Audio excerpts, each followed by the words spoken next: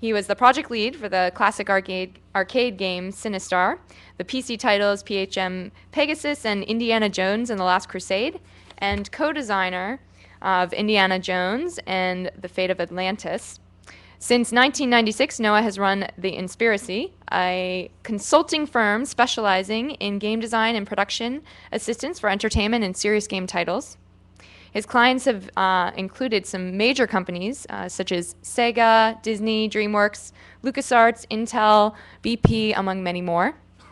Most recently, he completed design work on the Cisco Mindshare game, the Mata Hari adventure game from DTP, and design review of Alan Wake. He currently is working on several virtual world and Facebook games, so let's give a nice welcome to Noah.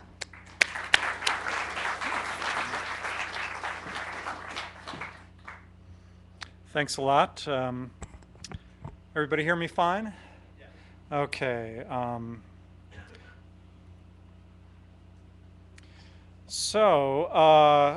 I've had a long history in the games industry. Been a professional for about 30 years, but started, I think, as many of you did, in school. In fact, about, nearly 35 years ago, back when computer games were basically text-based games.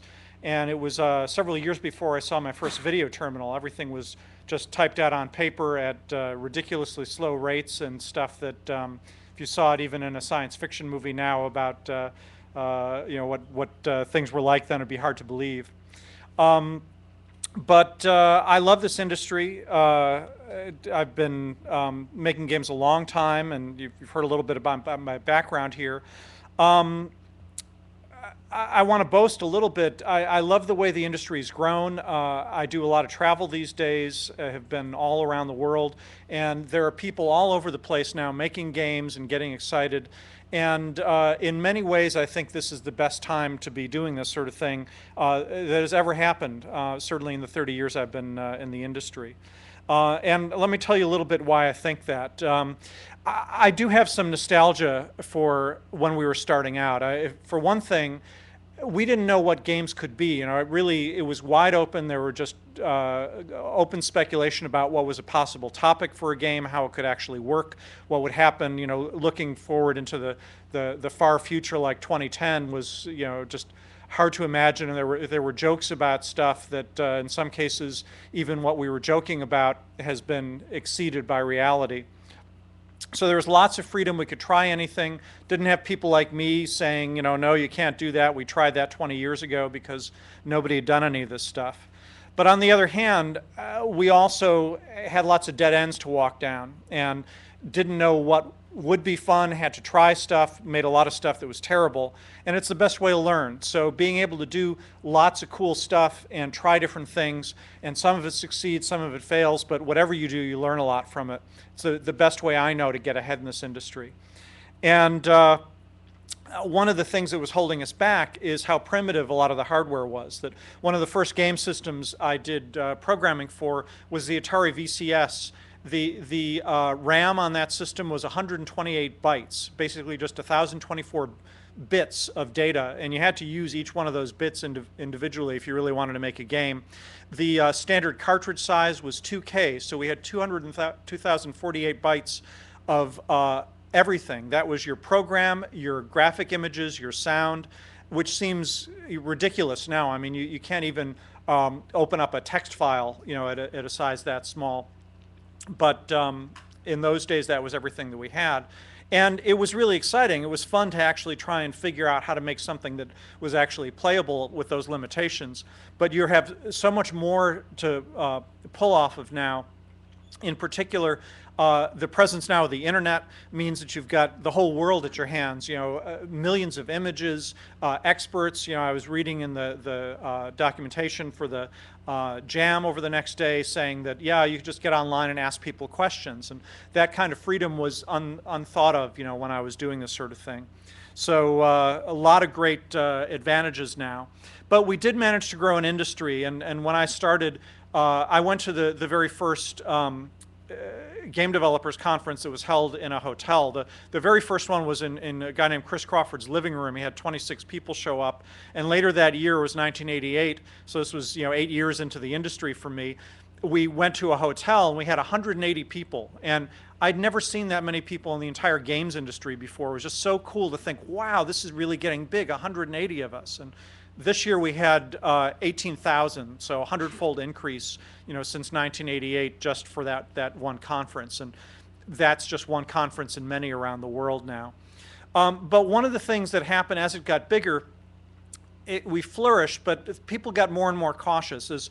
5 years ago, I was actually starting to get kind of depressed because games are costing, 10, 20, even, $100 million to make. 100 million is about the price tag that people have ascribed to World of Warcraft, for example, that's been out for, a better part of the decade. And when you're spending that much money, people get very conservative. They want to do things that have worked before, well, let's try something really radically different. No, we could lose $30 million. Let's do something that looks a lot like the stuff we did last year, but maybe just a little bit better, a little bit faster.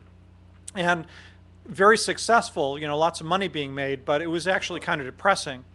And I'm really happy that recently things have started to change. One of the things that's really turned the whole industry on its head has been Facebook, and in particular, of course, Farmville. About 80 million monthly active users, 80 million people in a month playing that game. Now, how many people here have, at least at some point, started up Farmville? Okay, it's interesting. I expected a larger number here. One of the things I like is that as I go around, when I was checking into a hotel in Amsterdam last year, the guy checking me in had to minimize his farm before he checked me in. He was apologizing, and I said, "No, this is great. Makes me really happy to see you playing games. When you're waiting for people to show up." Twitter, we got our little talk about the hashtag for the conference. This is something from the last GDC where they actually ran a game through Twitter. And there are all sorts of things that are spreading out to people who never played games before, so that people like yourselves, young people interested in technology have always been the ones playing games. That was what I was like when I was started. But then it was just us. Nobody else was doing it. Now everybody's playing games of some sort or another. And if you're like me, and I would guess from the fairly small number of hands that went up, you may be a little bit frustrated at how simplistic things like Farmville are. And I think that this is all going to change. The one thing that you can count on in this industry is that it all changes very quickly. So there'll be lots of new stuff. One of the other areas, for example, that I spend a lot of time in is serious games. And I think this could actually grow within even the next 10 or 20 years to be bigger than the entire games industry is now. These are games that have a purpose beyond entertainment. So often it's education, training. In some cases, it's actually health is a big deal. As I was driving down here, I had the radio on, and they were giving a plug on NPR to the Robert Wood Johnson Foundation and Games for Health and the conference that they're having out in Boston next week. I'm in that area a lot. These are some of the games that I've worked on. This is actually a Robert Wood Johnson funded game being done up at UCSF. The game is a very simple driving game, but it's going to be played by people who are doing simultaneous fMRI, functional magnetic resonance imaging, and EEG on their brains while they're playing the game to see how well they can pay attention to driving tasks when there are distractions coming at them as well.